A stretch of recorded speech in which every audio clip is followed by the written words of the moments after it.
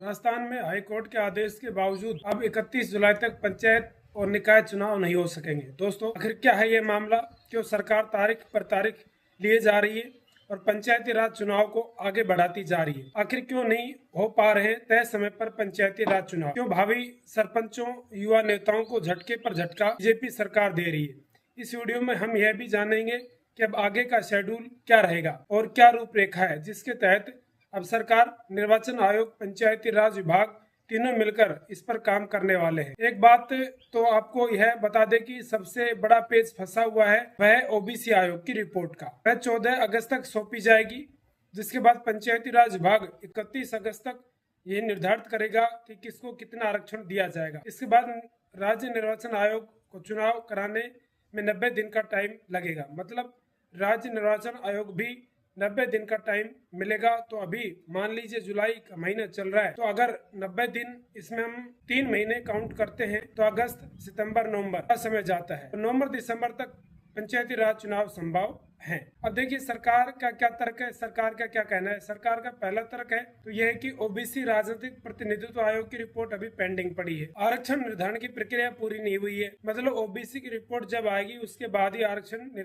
निर्धारण की प्रक्रिया पूरी होगी। वन स्टेट वन इलेक्शन वाला जो मामला भी है वो सरकार चलाना चाहती है। इसके साथ ही जनगणना के दौरान प्रशासनिक संसाधनों पर दबाव सरकार ने महसूस किया है, इसलिए पर्याप्त संसाधन भी नहीं है। क्योंकि अभी अभी जो सरकारी टीचर है, जो भी लोग थे, वो जनगणना से फ्री हुए हैं। इस समय मौसम का भी एक जो राज्य सरकार ने बहाना दिया है कि बारिश का मौसम है, इस समय चुनाव करवाना संभव है। इसके अलावा हाईकोर्ट में अब सरकार 2 से 3 दिन में यह बताएगी कि आखिर चुनाव में देरी क्यों हो रही है। मतलब लिखित में देगी और हाईकोर्ट को बताएगी कि इस वजह से चुनाव में देरी हो रही है। दोस्तों, सरकार 2 से 3 दिन में हाईकोर्ट में एक प्रस्ताव पेश करके इसमें मानसून के दौरान चुनाव करवाने की जो परेशानी है, दिक्कतें हैं, उनके बारे में बताएगी। ओबीसी राजनीतिक प्रतिनिधित्व आयोग की पेंडिंग रिपोर्ट और आरक्षण निर्धारण की प्रक्रिया का हवाला दिया जाएगा। सरकार का कहना है कि इन कारणों से सितंबर से चुनाव शुरू करवाना अधिक व्यवहारिक होगा। यानी कि स्पष्ट है, सितंबर के बाद ही चुनाव संभव होंगे। जैसे कि आपको पता है, हम सभी को पता है कि पहले भी 2 बार चुनाव के समय सीमा जो हाईकोर्ट ने निर्धारित की थी वो टाली जा चुकी है। चुनाव की पहली समय सीमा 15 अप्रैल 2026 थी, जिसके बाद 31 जुलाई 2026 की एक और समय सीमा तय कर दी गई थी। लेकिन अब ये दोनों जो समय सीमा है हमें जाती हुई दिख रही है और जा चुकी है। इन पर चुनाव होने मुश्किल है। इस समय आरक्षण निर्धारण नहीं होने के कारण राज्य सरकार और राज्य निर्वाचन आयोग चुनाव नहीं करवा पाए, जो ओबीसी आयोग की रिपोर्ट आई है।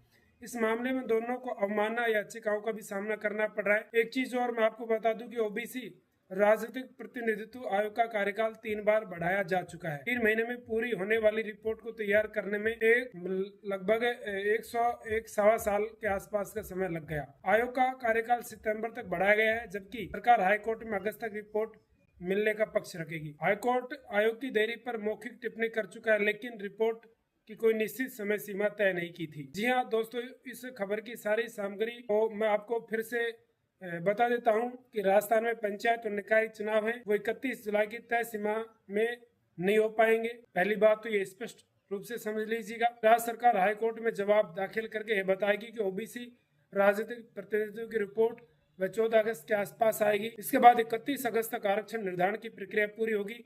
इसके बाद सितंबर नवंबर के बीच 2 से 3 चरणों में पंचायत और निकाय चुनाव करवाए जाएंगे। ये आज के वीडियो का जो स्पष्ट जो सारांश है ये है। अब राज्य निर्वाचन आयोग ने पंचायत निकाय चुनाव के लिए 90 दिन का समय भी मांगा है। सरकार के प्रस्ताव के अनुसार पंचायत चुनाव के लिए 50 दिन और निकाय चुनाव के लिए करीब 40 दिन का समय रखा जाएगा। दोनों चुनाव 2 से 3 चरणों में हो सकते हैं। देखिए, अब तो एक तो जो आउटलाइन है जो सामने आई है उस पर भी हमने बात कर ली, और जो विज्ञप्ति होगी चुनाव आयोग की, जो विभाग ने समय मांगा है 90 दिन में चुनाव होने का, तो उससे संबंधित एक जो बात सामने आ रही वह यह है कि इस दिन भी विभाग की ओर से चुनाव संबंधित प्रेस विज्ञप्ति जारी होगी, उसके बाद चुनाव कराने में 90 दिन लग सकते हैं।